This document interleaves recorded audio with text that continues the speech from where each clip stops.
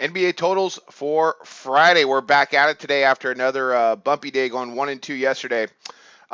This segment where we check out totals set by oddsmakers. We try to beat that line either over or under the total. As the season goes as a whole, we're doing just fine. But last couple days have been kind of rough. A couple tough losses here and there, and that's just how it goes sometimes. But we're going to go ahead and we're going to jump back in and see if we can get some winners today. We also have our NCAA basketball segment as well. And as well, yesterday, that didn't go particularly well. But we're going to get back on track with that.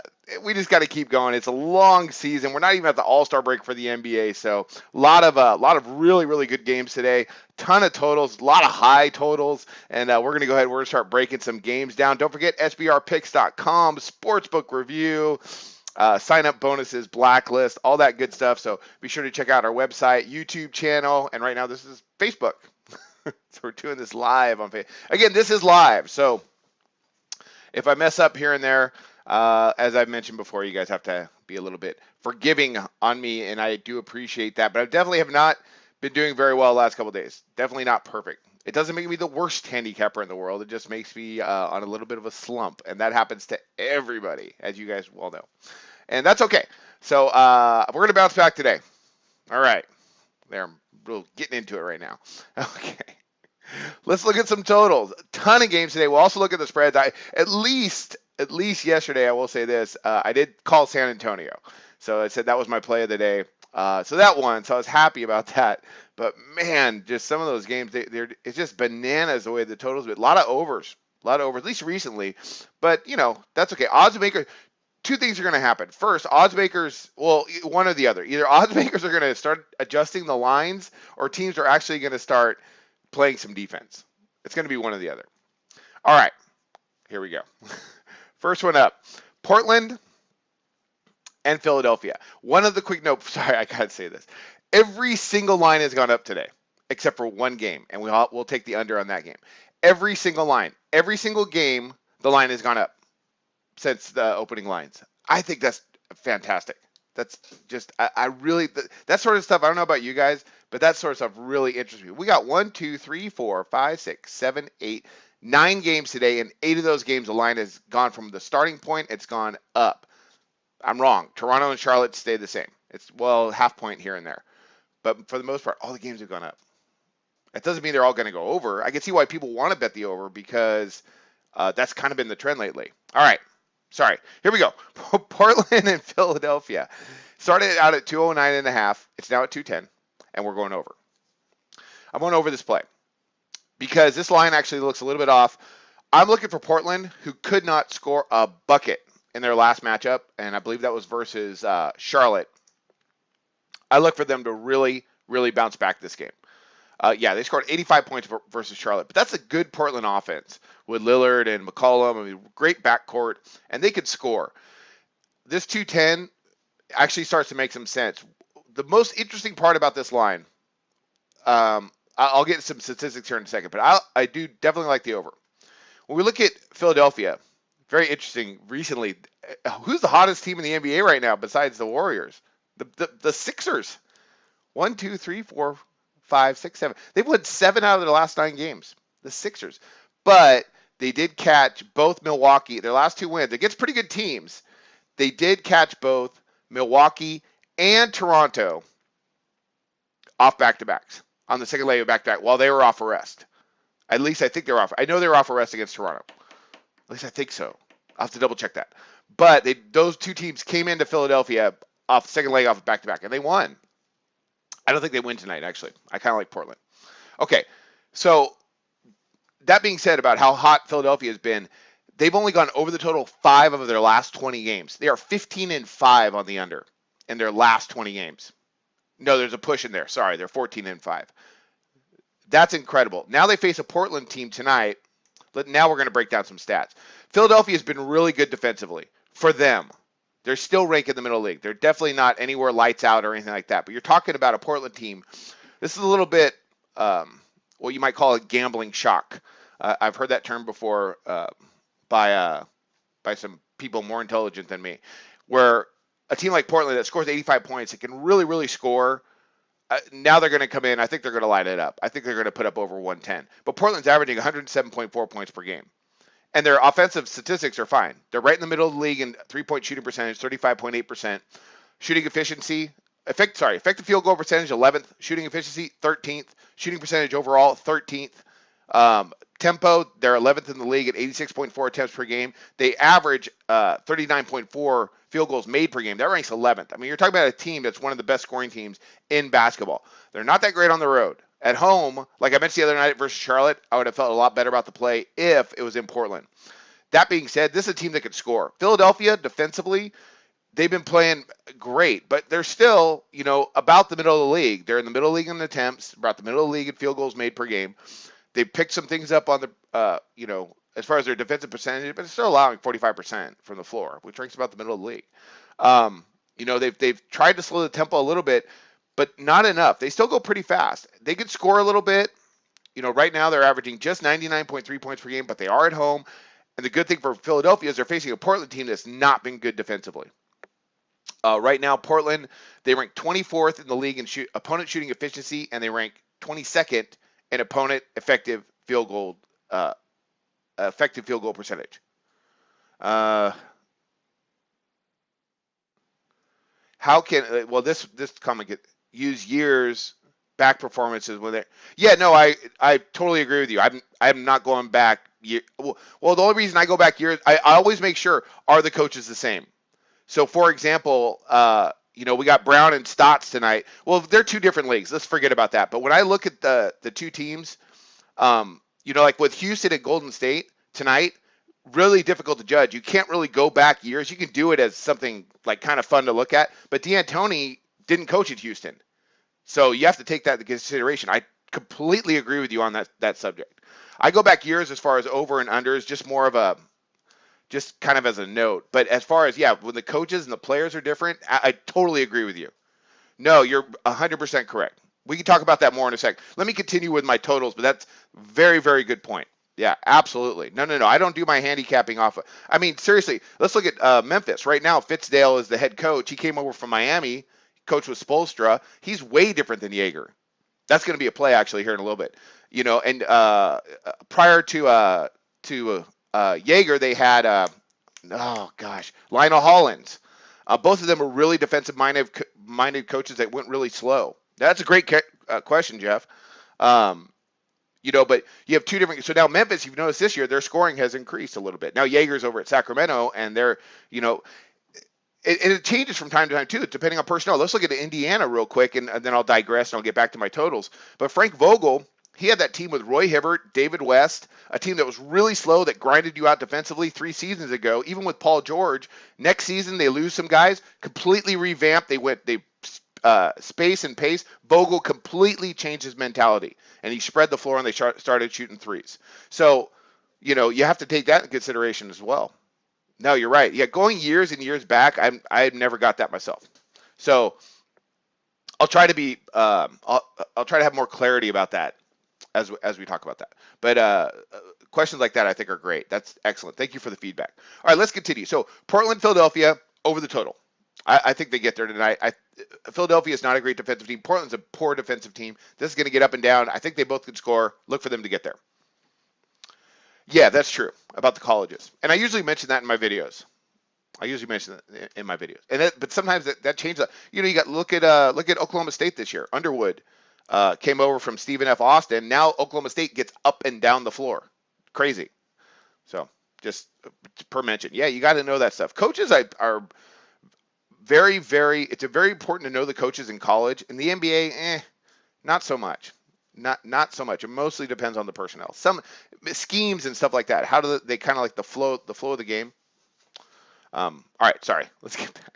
I really appreciate that feedback. I think that's excellent. All right, let's continue. Next one we got. Now we're going to talk about that Memphis and Sacramento. This is the only game that went down, and they've matched up a couple times this year. So that game went from 202 to 199.5. I'm still going under. I think this is going to be a really slow-paced game. And let's look at the last couple of matchups. So they've matched up twice this year. We had a 96-92 game in Sacramento. In Memphis. And I think we're going to see more of that today. And then we got then they had a 112-98. And we're going to look at that one a little bit closer here. And that went over. So it's 199.5. When we look at the last two totals, we had a 193 and a 195. So odds makers went up a little bit, but I still don't think they get there. And here we're focusing just Fitzdale's there that now. It's his first year as a head coach, and we got Yeager for Sacramento. But let's look at that last time they played. 112 to 98. They scored 61 points in the fourth quarter. I do not see that happening again. You look at the pace of that game. You had Memphis getting up 87 attempts. Sacramento got up just 72. And they're out now. They're without Rudy Gay's out now. But he's Rudy Gay. Memphis shot 50% for the floor, Sacramento 43%, but Memphis shot 48.6% from distance. I do not see that happening again tonight. Sacramento shot about 40%. I do not see that happening again tonight. The pace should be pretty slow. You're talking about two teams here. When we look at their statistics, and I really want to hurry up. I don't want to spend too much time on this. Sacramento's averaging just 102.7 points per game, Memphis 99.6. But defensively, Memphis right now, they're number one in the league in points in the paint. So hopefully they'll mitigate Cousins just a little bit. But they're also number one in field goals made per game.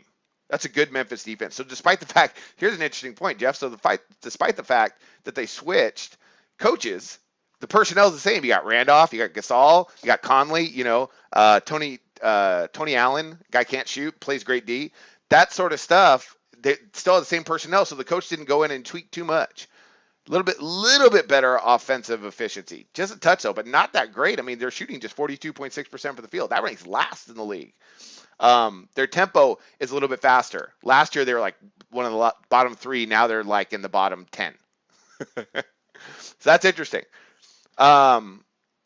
This is why I like doing this live though, so we can have these sort of discussions. And please know this: I am by no means the knower of all things.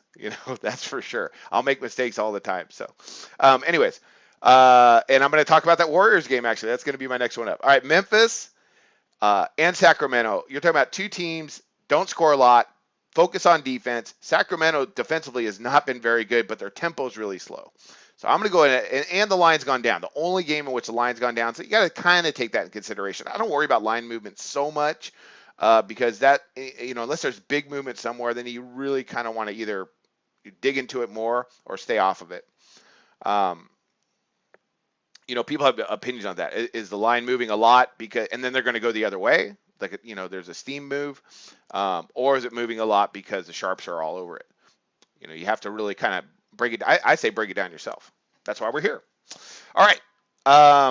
Two slow teams, two good defensive teams. They stay under the 199.5. That's what I'm predicting. All right. And the last one up, Golden State. This one kills me. I'm going under. I'm going under the 240.5. That's insane. That last matchup, 132 to 127, the Rockets won in Golden State, but they scored 33 points in overtime. Don't forget about that. So that would have been way under. I understand the total. It started out at 236.5, and now it's gone up. So this might be one of those plays. Let me double check that, make sure I have the right. Yeah, 236.5, and it's gone up now 241 at some places. I got 240.5. And that kind of makes sense because you're talking about two teams that can flat out score. But Golden State, defensively, right now, their percentages are really, really solid. I mean, they rank in the top 5 in every defensive category except for tempo. So they are going to score. Both teams are going to score a lot. Houston's at home. I know they're fired up. Excuse me, drop my pencil. But I don't think they get there. The 240.5, that's just too much. It's just too much.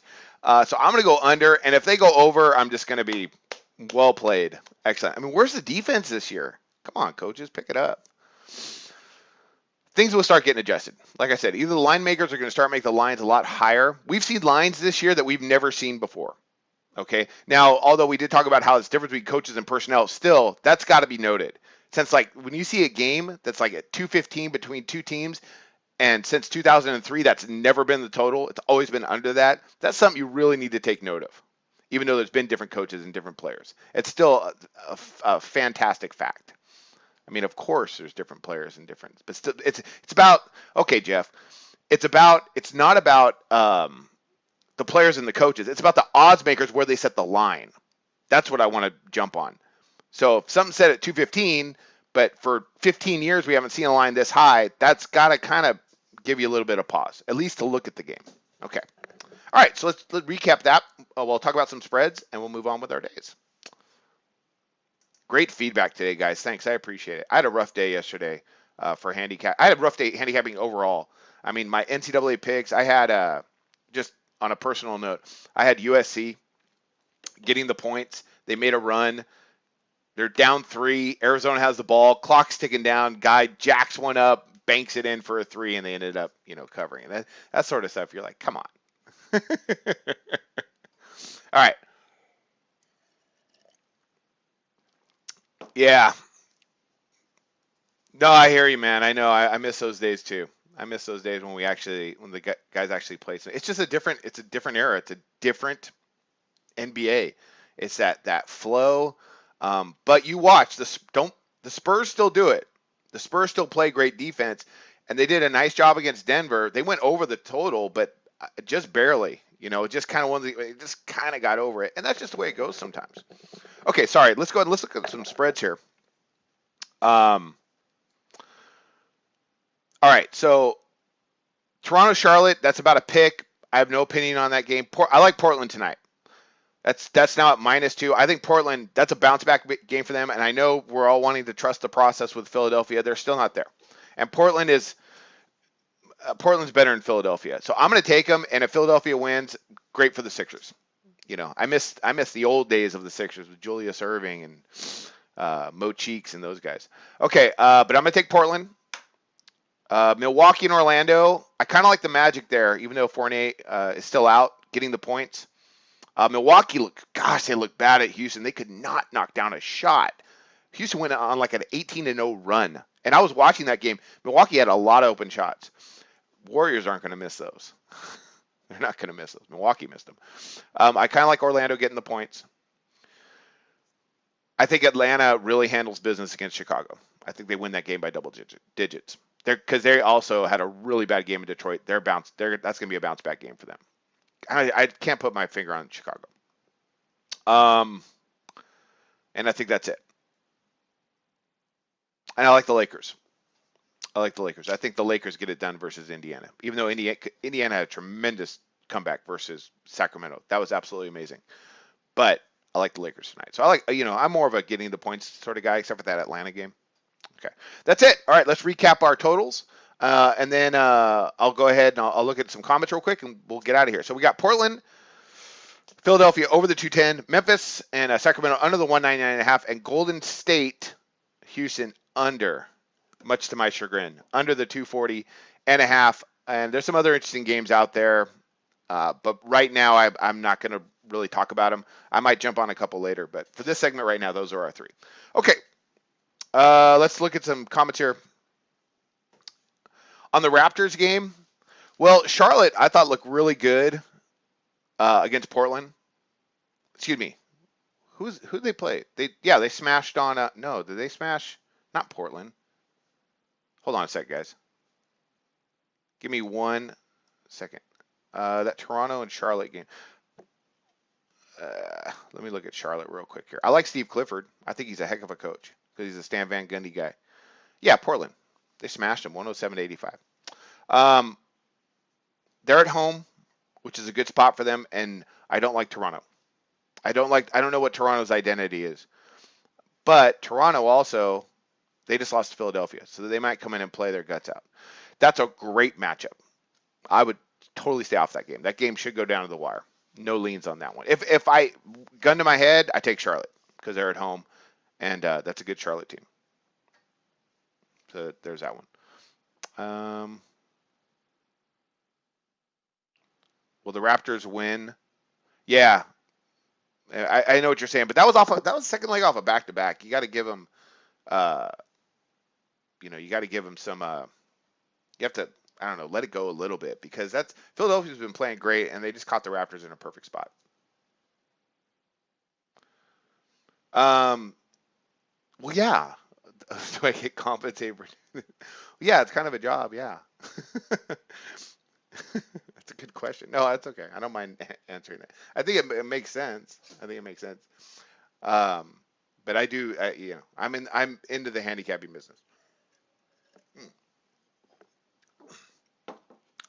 Yeah, but that being said, and I'm going to leave you guys with this. Do not forget, YouTube channel, Sportsbook Review, SBRpicks.com. It's all free. It's all free. Now, I have a winning record in NCAA hoops for my totals, all documented. I have a winning record for my NBA picks, not really a profit, but still, we're above 500, all documented. So, but don't forget, this is all free. So SBR, man, it is the place to go. You got to check out SBR. On college tonight, I kind of like Brown versus Yale. And I got some totals out there you might want to check out. Okay. And let's see. That's it. That's the only one I kind of like. And I'm going to go ahead and sign off. So, hey, thanks for the comments. Some really great feedback today, guys. Be sure to tune in. We're doing this every day, 4 o'clock Eastern. The schedule might change a little bit, but I'll let you know in advance if that does happen. And I wish you guys the best of luck on your plays today.